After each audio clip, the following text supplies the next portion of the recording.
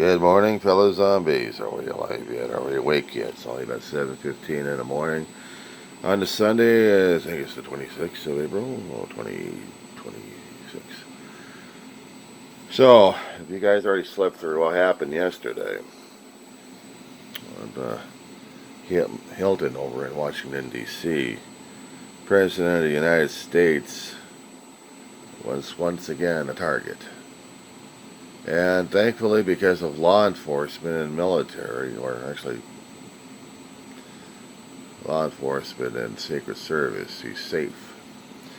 It was the Washington, D.C.'s correspondence dinner that they actually had out there. But all the correspondents in the news doing their job and showing what's happening. It was like over 100 people in different areas watching and enjoying themselves and having fun. And then all of a sudden, these guys are ducking for cover because they're being told by Secret Service and by people that there was a shooter just by hearing duck or take cover. And when they also heard a pop, they weren't quite sure what the hell was going on. So they're still reacting, and they're still talking about it for hours on end. A lot of them are trying to get some sleep at this point over here, or maybe catch a quick shower so they can get back on the stage again and continue to talk about it. And there's others who've actually had some sleep, are coming back online and still talking about it because it was, again, during the campaign trail, an old gas bag had somebody shoot at him because there was when he was a candidate for the second run. And because there was a candidate for a second run, they didn't have that much security for the guy out in public. It should have been. It was a former president. It should have been enough Secret Service for this guy. But it wasn't. Even local law enforcement couldn't protect this guy. But one guy, well, someone had pointed a camera and shown a man lying prone on a rooftop of a building with a rifle pointed at the president. There should have been shots fired at that point. But nobody thought of it at the time.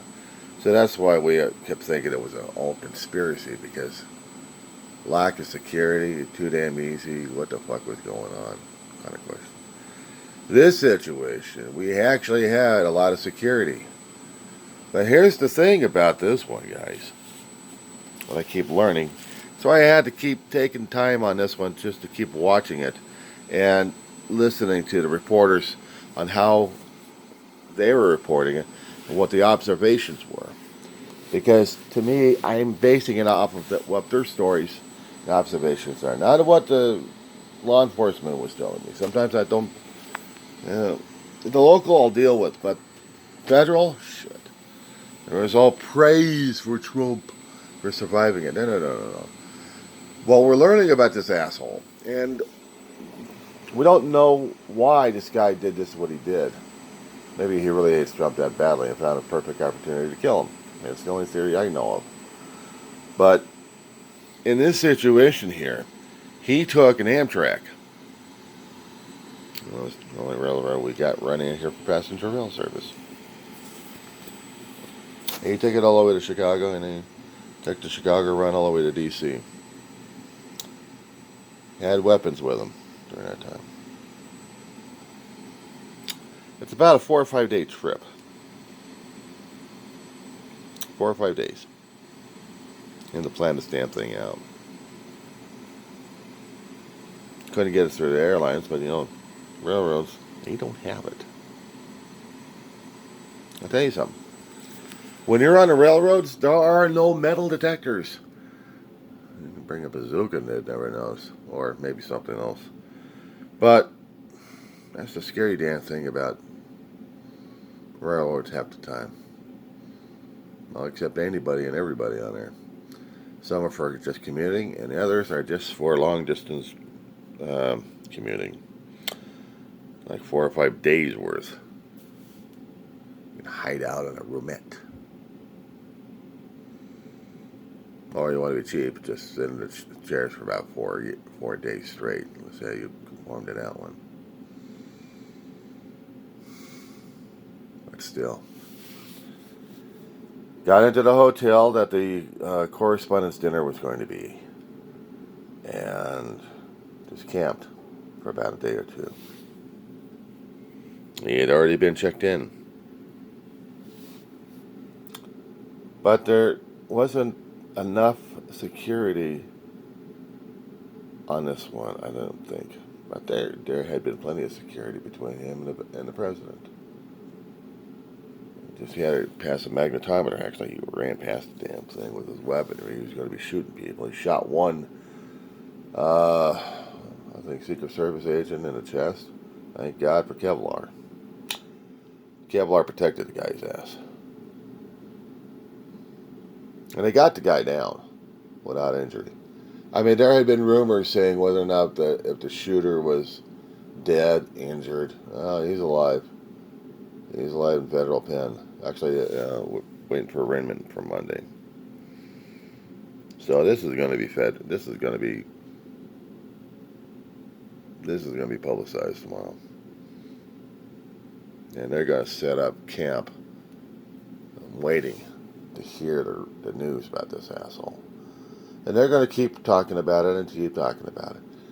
Meanwhile, the president went off his nuts again. He wants his big, beautiful ballroom. He's saying it's going to be the most secure thing in the world. It's going to have bulletproof glass. It's going to have columns all around. It's going to be gorgeous. Oh, jeez, for love of Super Mike. Of course, the Republican Party is going to be going ape on this shit. Says, yes. We got to get funding for this damn thing. And the commission, who actually did finally authorize part of it, they're going to say, yes. Now we have something we can do. So in about 10 years, you guys are going to be saying, whoever's going to be alive during that time. I'll probably be dead during that time. If I'll be lucky enough to be alive, I'll just look at the damn thing and spit at it if I still have any water left in my mouth. But, two ugly eyesores.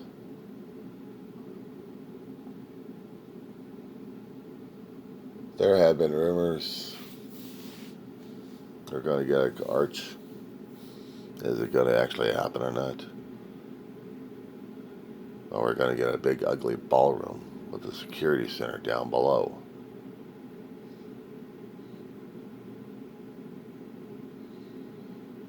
Hell of a world we're living in right now.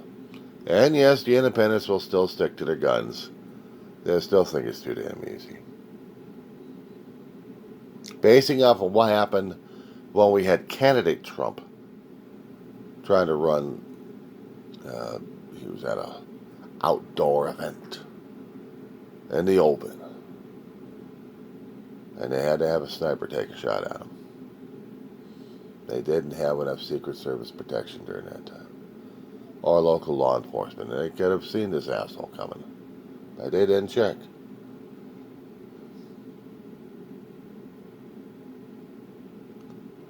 And the thing is, I didn't shed a tear then, and I didn't shed a tear now. Yes, the reporters were there, having a dinner, going to be having freedom of speech and everything else. And usually, at the White House Correspondent Association's dinners, they have the President of the United States listening to stories and jokes and everything else about him. And about 1,000 people were there at the Washington, D.C. Hilton. I think that was at D.C. Hilton. That's what they keep saying. Okay. And they all keep talking about their experiences until the cows come home. Because they've all been in combat now. Well, for some of them who actually been out there in the lines and came back, I mean, the shooting is, it's almost rattling enough. But for those who hadn't been, it's scary as hell. When you hear shots fired, and you're in close quarters, that is terrifying. I got empathy and I got sympathy for the reporters. I still don't have it for the gas bag or for his followers. Because right afterwards, about an hour later at the press podium, Trump is giving his spiel again. The worst off is he's listening to his staff giving him praise for being so brave and about the whole damn thing. He's courageous, he's this, he's that. And the independents are almost thrown up because Kash Patel and others are just barfing all their praise to the president. I heard a little bit of it and I was thinking, I'm not dealing with this shit. I'm not dealing with it. Empathy as a man, maybe, but that's as far as I go for the asshole in the first place. So, it's going to be a hell of a Sunday morning, and they're going to be talking about this whole frickin' day on the Nationals. Even the local out here in Torrance, they went through a house that supposedly belonged to him, the shooter. And they had SWAT, they had FBI tearing the place apart. Trying to find evidence, trying to find information, trying to find stuff that they can hang this guy with. And speaking about hanging, the Department of Justice still wants people executed when they commit a federal crime, say, such as murder. I just want it automatically shot, gassed, baked, broiled, barbecued, and whatever. Whatever is not going to be going against the Constitution, they want that person to die. Screw the appeals process. Just die already. There'll be no Supreme Court for this person. Whoever takes a shot, whoever wings, or someone just carries a gun, apparently they're going to be shot. They want 1800 justice. Basically, you committed something, you're either going to hang him or you're going to shoot him. Why waste the bullets? Just hang the person, that's about it. Let's make a televised version of the thing. Yeah, that's right, boys and girls. Let's make a televised thing about it all. Get the newfangled television camera things you call them. And then every time you keep seeing a bad person getting guilty in federal prison, well, just hang them all. That's about it. Put it live. Put it live streaming there, you call them there. Just hang them all. Yeah. Just hang them all. Yeah, satisfied the blind larson of the Department of Justice here. You know, if we actually did that, maybe I should move out of here. I mean, if the United States actually honestly feels like we're going back into the 1800s for justice, for whatever they've got going, yeah, they have fucking minds. I mean, they got to be out of their fucking minds at this point over here.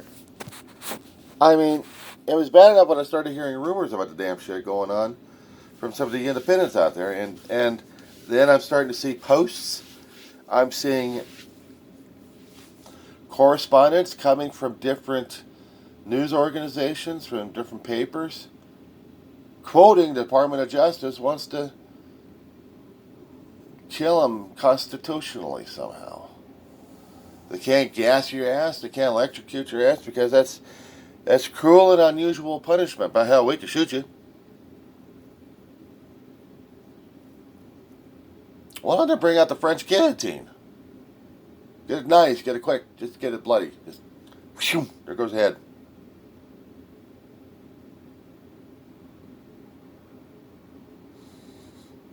This is what it's turning out to be, guys. The country I knew that liked law and order, well, actually, fought for law and order process and due process from the federal down to the state. Throughout the due process, we're just going to shoot the guy just because we think they're guilty. It's like Machiavellian justice, they called it in the French.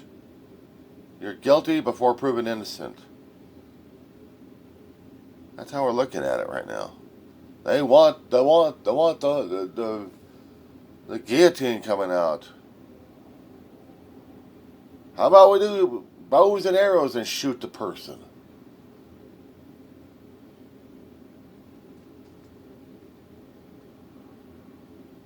Why can't we just club him to death? Caveman. Bash people's heads in.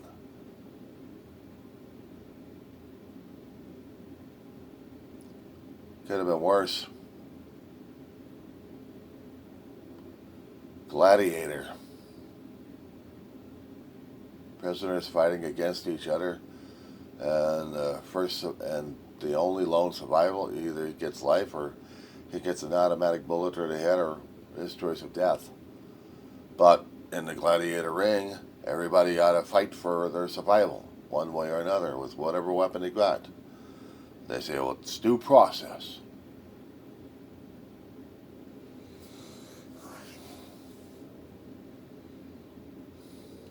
It was bad enough when the president, I have to call that son of a bitch a president, when old Gasbag, when he saw this UFC fight going on in a cage match, he wanted a cage match. Right there in the Eclipse, outside of his place, and he could watch it. And he can enjoy himself watching people trying to murder each other in a cage. It's like, happy birthday, America. I bring you a cage match for 250 years celebration. Let's see somebody else get killed in there. God. Oh, the things we do to ourselves, guys. The things we do to ourselves. For justice, for someone else's ego. We're breaking apart the Constitution of the United States, of every tradition that we have, everything that made our country the way it is, or should have been. 250-year bloodstain. We mark the anniversary with a bloodstain.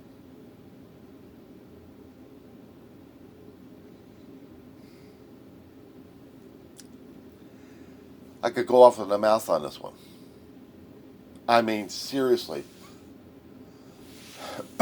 Go off on the mouth on this one.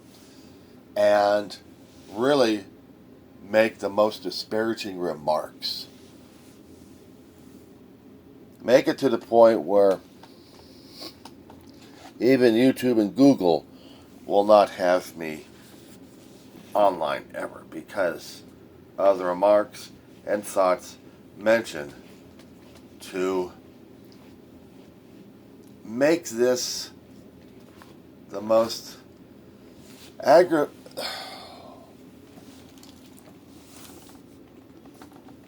having a hard time.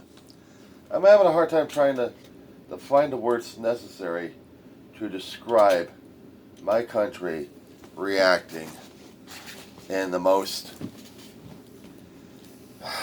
Cro-Magnon way of wanting violence to mar 250 years. Meaning that I live in a country that thrives on punishment, that wants someone's head bashed in, blasted, stabbed, beaten. How about blown apart? Will that be getting me kicked off of YouTube and Google? That we have this absolute bloodlust. We want war. And there's no end in the Iranian conflict regarding the Strait of Hormuz. Didn't this asshole ever thought? That's the problem. He doesn't think. He just doesn't think at this point over here. That war is bad for business. Peace is good for business. But war? choking off people's supply or limiting supplies or even limiting the opponent's supplies or your own supplies for that matter. But it's even worse. It's even worse than that is when you starve your own people. They're supposed to be fighting for you, or is it the Constitution, or for America, or for something? Whatever our soldiers and sailors fighting for right now. Who and for what? And on the ships, that information is being filtered through private channels and being made public, trying to be made public, is the lack of food or limiting of food that they have on the ships, because they're going to be staying in a war zone for a hell of a long while. They're not quite sure if they're going to be getting any resupply or not. And whether or not, if our country has necessary means to keep up a war. The more they keep trying to force money down people's throats at this point over here, just to continue the bloodlust, the piracy, piracy. I was about to say that one, which puts me in the mood for Venezuela. Have we heard anything concerning about Venezuela recently? Maybe past 3 or 4 months, maybe longer than that, since we invaded the place, set up reestablished another puppet regime in there. Did we say or do anything to the drug smuggling coming out? Did we blow up any more boats? Are those ships shifted yet? Have they been shuffled off to the Iranian situation?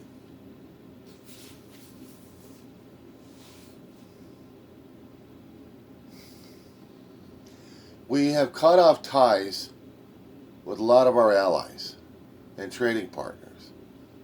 We're going to be suffering, if we're not suffering already. Supply and demand is going to knock our asses out. The money right now is getting tight. The prices are getting outrageous. And the fuel prices are definitely helping out with the price increases of the fuel, with the food and everything else going on. He wants to make America great again. He wants to make America number one again. Fine idealistic ideas to talk about. But the problem is the implementation of this asshole trying to do this shit. That's the problem with it. Supply and demand. We have been trading partners with a hell of a lot of countries for a lot of our merchandise. But we don't have enough manufacturing for it because we can't get the supplies for it. We need supplies from other places to make our economy run. We've been doing this for decades. Each country in a global economy depends upon each other for their own economies to sustain the world, the current world we know and think about, but it's blasted to hell right now as it is. We want cars, we need materials to get the cars, to get the motors, to get the engines, to get the parts. We need the manufactured stuff. We need materials. We need the raw materials in order to get the processing going. We want the housing. We want the raw materials. We're going to be salvaging, scavenging, tearing apart woodland areas that we made into national parks for the material. We're going to be blasting away at dirt in different areas of our country to get minerals that we can't, normally don't go for. And at this point, we're going to be going to war with limited ammunition. Limited ammunition. Does this asshole ever thought that blasting away at a country for no apparent reason, with a lot of our ammunition, we won't have enough for another major war or another major battle? Did this guy ever think about logistics? Did the other assholes who are Trumplicans think about logistics? I'm talking about Congress, and I'm talking about the guys in the industries. The ones who are doing the backroom deals are going to have to be jacking up prices left and right. Now we're still going to be paying as taxpayers and consumers. Did we ever think that this guy who wanted America first by having all these hateful assholes trying to scare the crap out of people, locking them up for no damn reason, no damn trial, nothing. Either kick some of them out or put them back if they're lucky enough and survived. To let them tell the story. And they think they're going to be terrified? You got to be kidding me. You just pissed off more of the population that you still need to have to continue the reign of terror. Do you not understand this? You dumbass Trump regimers and you Reichs out there. That the more you keep putting the oppression on there, you're not going to be controlling them more and more. You're pissing them off. That they will revolt one way or another. Revolution is the opposite of what you're trying to do, you motherfuckers. I can't deal with you assholes. What is it with you? It gets to the point where it's going to get bottled up, where you're going to be seeing more of the shooters coming out, or anybody else for that matter. And yes, we must have the big, beautiful ballroom bill because I'll be safe. You won't have another fucking term, asshole. And if it still grinds it out, you're not going to get it built in time before you get the hell out of there to enjoy it. You'll just see it from the distance, but you're not going to enjoy it as another president. You kidding me? It won't happen. What's terrifying is some people are trying to make it happen. I'm not kidding. They'll make it happen. Why? How? Oh, let's see. Find a way to get in another amendment, to annul an amendment, to make sure that the president has unlimited terms. It's not a law. We have to make an amendment on this one. I don't know how we can make a law to change an amendment. But they'll fight like hell one day. But don't they realize that their own fucking seats are going to be in jeopardy? And then what are they going to do? What are the assholes going to be doing in Congress? If they can't win over the damn people, they can't bullshit and lie to them enough. They're already seeing what's going on. They already saw somebody who got fed up and took a shot at the president. Yeah, I have to call him the president. President Gasbag. We elected the son of a bitch because we got high up of his damn gas. And then we paid the price in every which way. We did this to ourselves, boys and girls. We never accepted accountability, transparency, or responsibility for the stupidity we unleashed on everybody, including on ourselves. We voted the bastard in. And now we have to deal with it. Yeah, you want me to go far enough? Let's go back to 2016. Or 2015 or 14. I was thinking that time. When he's starting to get the idea that maybe he should be president. And he starts spending his money. His ill-gotten money from everybody else. He had casinos in his name. They're failing like crazy. And the hotels crashing and burning. Big buildings with his names on them. That means for shit these days. They're trying to get rid of them all. He's conned, lied, cheated, stolen. And he's taught it well to his kids. And they're raking it in.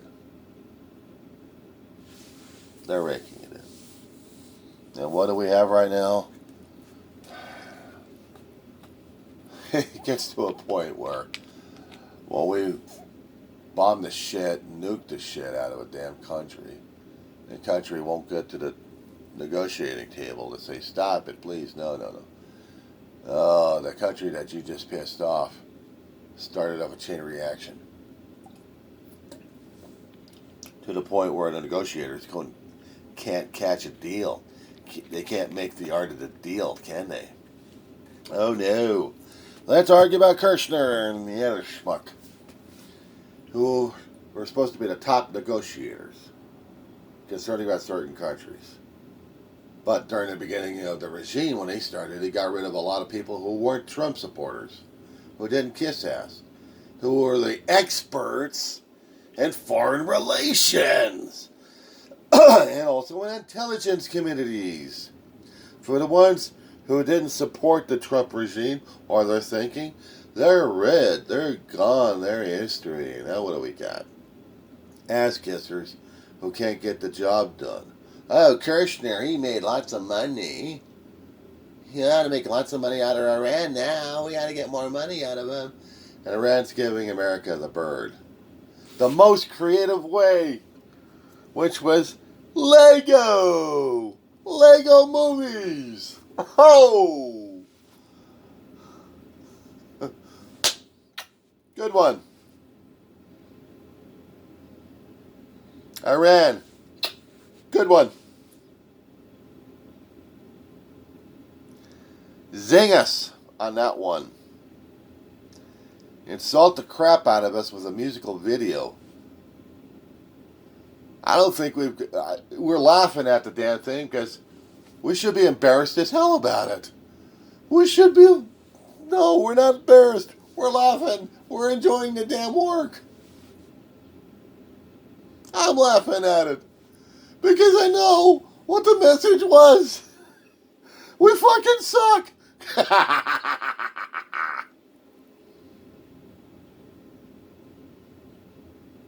We suck. We, the United States of America, fucking suck. Our credibility is at the Earth's molten core. I don't know if it's going to get merged in with other rocks or something like that, but our credibility, our standing, who and what we are, our values, are at the Earth's core right now. I mean, it sunk, guys.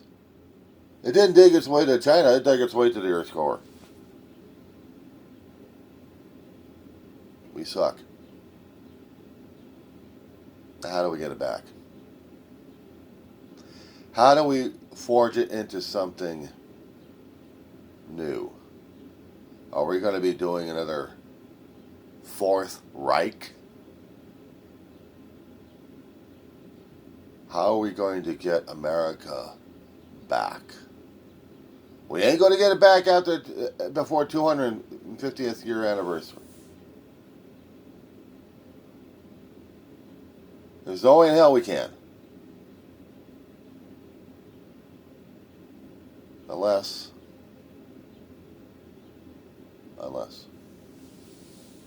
That being said.